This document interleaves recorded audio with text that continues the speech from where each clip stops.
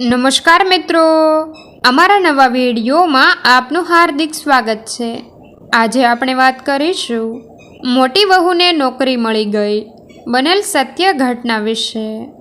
સવારનો સમય હતો, પણ ધારાના હૃદયમાં એક અજાણ્યો ગભરાટ ઘૂંટાઈ રહ્યો હતો। આખા ઘરના તમામ કામકાજનો ભાર, બાળકોને ભણાવવાની જવાબદારી અને સહુના સમય સાચવવાની સતત વ્યવસ્થામાંથી ક્યારેક પણ મુક્ત થઈ શકે એમ લાગતું ન હતું। અધૂરામાં પૂરું। ગઈકાલે રવિવારે સાંજે આવી ચડેલા મહેમાનોની ફોજ અને તેમની સરભરામાં એ મોડે સુધીનો ઉજાગરો કરાવ્યો। આજે ઉઠવામાં મોડું થઈ ગયું ત્યાં તો દરેકની જુદી જુદી બૂમો પડવા લાગી। તેનું માથું ફાટફાટ થતું હતું, પસીનો નીતરતો હતો। રસોડામાં રોટલી બનાવતી વખતે એના હાથ ચૂલા પર હતા, પણ મન ક્યાંય ખોવાયેલું હતું। ત્યાં જ અચાનક મોબાઈલની ઘંટડી વાગી। ધારાએ જોયું કે દીકરા આદિત્યની સ્કૂલમાંથી કોલ હતો।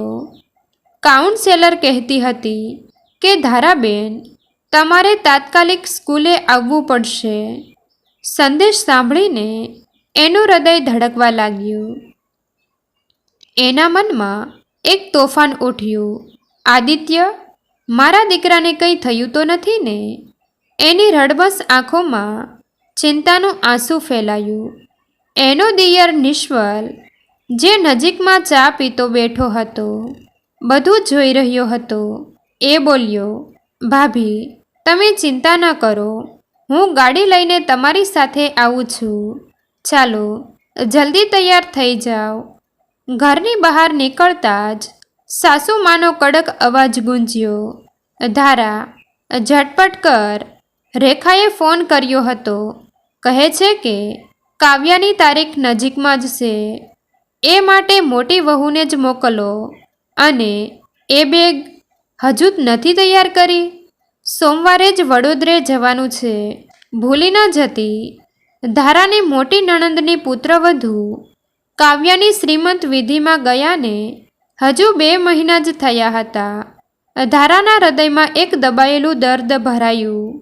સાસુમાની સામે એણે અણગમો દર્શાવ્યા વગર ચૂપચાપ માથું હલાવ્યું અને ઝડપથી કારમાં બેસી ગઈ।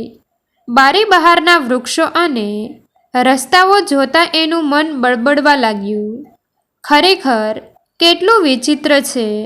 બંને દેરાણીઓ સવારે ઓફિસ જાય છે, સાંજે પાછી આવે છે, કોઈ એમને એક સવાલ પણ નથી કરતું, અને હું અડધો કલાક બહાર નીકળું તો શંકા, સલાહ, હુકમ અને ટોણા દરેક વખતે સાંભળવું પડે છે।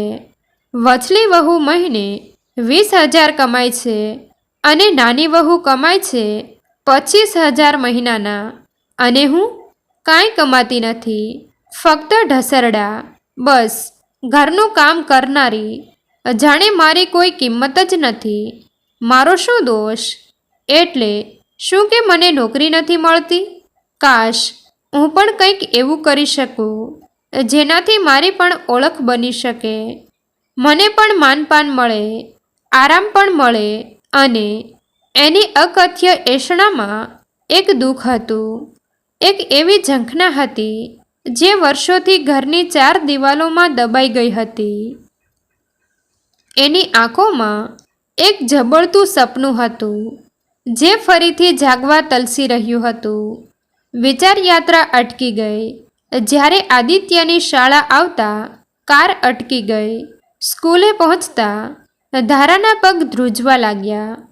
પ્રિન્સિપાલના ઓફિસનો દરવાજો ખખડાવતા એનું હૃદય એટલું જોરથી ધડકવા લાગ્યું કે એને લાગ્યું કે કદાચ બધા જ સાંભળી લેશે। આદિત્યએ કંઈ તોફાન મસ્તી તો કર્યા નથી ને? એ વિચારે એની આંખો ચિંતાથી ભરાઈ ગઈ। પ્રિન્સિપાલે એને હળવા હૂંફાળા સ્મિત સાથે બેસવાનું કહ્યું। ધારાબેન, બેસો, સાંભળો, મેં જ તમને બોલાવ્યા છે। આદિત્યએ હિન્દી દિવસે જે કવિતા રજૂ કરી હતી એ તમે લખી હતી, ખરું ને? ધારા થોડી ખચકાતા ધીમે અવાજે બોલી, હા સાહેબ, એમાં કંઈ ભૂલ તો નથી થઈ ને? એનો અવાજ તરડાઈને થોડો ધ્રુજી રહ્યો હતો, જાણે કે એ કોઈ ચુકાદાની રાહ જોતી હોય. પ્રિન્સિપાલ એની ચિંતા જોઈ હસી પડ્યા. ભૂલ? અરે ના ધારાબેન, એ કવિતા એ તો જાણે પર્વતોમાંથી નીકળતું પવિત્ર ઝરણું હતું. હૃદયમાંથી નીકળેલી કોઈ અગમ્ય નદી હતી. એવી શુદ્ધ, સરળ અને ભાવનાત્મક ભાષા ઘણા વર્ષો પછી અમને વાંચવા મળી, અને એ પણ સંદબદ્ધ. અમે બધા મંત્રમુગ્ધ થઈ ગયા. બતાવો, તમે શું અભ્યાસ કર્યો છે? ધારાએ થોડી હિંમત ભેગી કરી અને કહ્યું, મેં MA હિન્દીમાં કર્યું છે અને BEd પણ પૂરું કર્યું છે. સ્લેટ પણ પાસ કરી છે. લગ્ન પહેલાં હું એક નાની સ્કૂલમાં હિન્દી શીખવતી હતી. એની આંખોમાં એક ઝાંખો ગર્વ ઝબૂક્યો, પણ સાથે જ એક જૂનું દર્દ પણ ફેલાઈ ગયું. પ્રિન્સિપાલે એની વાતને ધ્યાનથી સાંભળી, પછી ઉત્સાહથી બોલ્યા, અને શિક્ષણ આપવાનું છોડી દીધું શા માટે? તમારી પાસે તો બધું જ છે, લાયકાત પણ છે અને અનુભવ પણ છે. ધારાનો અવાજ ભરાઈ ગયો. સાહેબ, જ્યાં જ્યાં અરજી કરી દરેક જગ્યાએ અંગ્રેજી બોલવાની શરત હતી. હું થોડી ખચકાતી હતી. મારે હિન્દી શીખવવાનું હતું, ઇંગ્લિશ નહીં. પણ પ્રિન્સિપાલે એની આંખોમાં જોયું, જાણે એના હૃદયની ઝંખનાને તે ઓળખી લીધી હોય એવી રીતે. ધારાબેન, અમારી સ્કૂલને તમારા જેવી જ શિક્ષિકાની જરૂર છે. તમારી પાસે ડિગ્રી છે, અનુભવ છે, અને સૌથી અગત્યની વાત એ કે ભાષા, વ્યાકરણ અને શબ્દ ભંડોળ પર અદ્ભુત પકડ છે. બસ એક નાની પરીક્ષા આપો. જો તમે તૈયાર હો તો અમે તમને નોકરી આપી શકીએ. શરૂઆતમાં 5 વર્ષ સુધી સહાયક શિક્ષક તરીકે દર મહિને ₹35,000નો કોન્સિલેટેડ પગાર મળશે. 5 વર્ષના સમયગાળા બાદ 7મા પગાર પંચ મુજબનો અને લાગુ પડતું હોય તો 8મા પગાર પંચનો લાભ પણ મળશે.